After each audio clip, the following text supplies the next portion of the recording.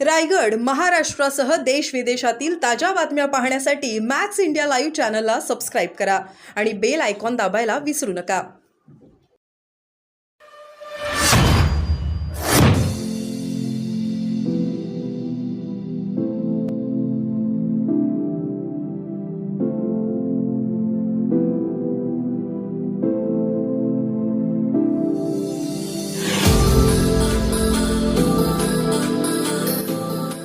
नेमकं संवाद मेळावाचं घेण्याचं कारण काय? एकनाथ शिंदे साहेबांच्या आदेशाने मला बेलापूर विधानसभा क्षेत्राचा जिल्हा प्रमुख केलेला आहे.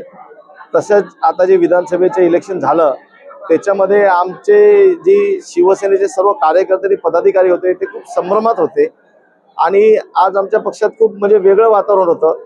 मला त्या सर्वांना एकत्र आणून सर्वांना पुन्हा एकदा जोमाने काम करण्यासाठी प्रेरित करायचं होतं, म्हणून आम्ही आज संवाद मेळावा लावला आणि आज ती आम्ही मीटिंग संपवलेली आहे.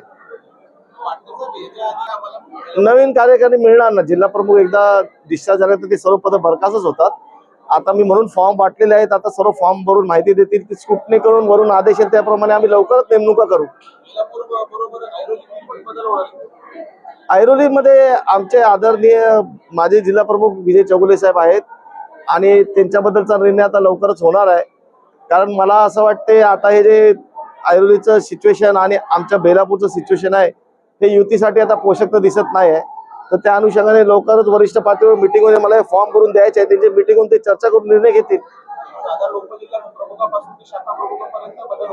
हो हो, सर्व परत नेमणुका होतील.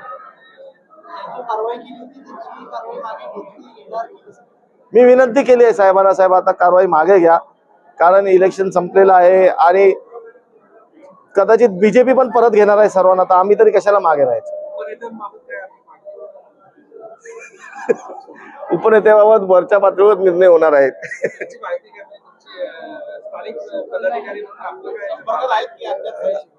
सध्या माझ्या संपर्कात नाहीत, पण मी पहिल्याच दिवशी विनंती केलेली साहेब का आपल्या लोकांनी दुसऱ्या पक्षाचं काम केलेलं नाही, तेव्हा मोठं मन करून त्यांना परत घ्यावं अशी आम्ही विनंती तर केलेली आहे.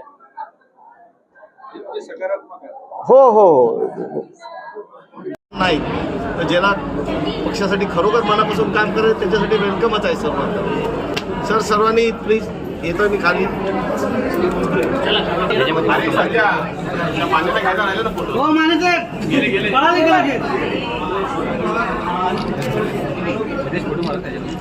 मारलत फोटो झाला असेल फोटो माझी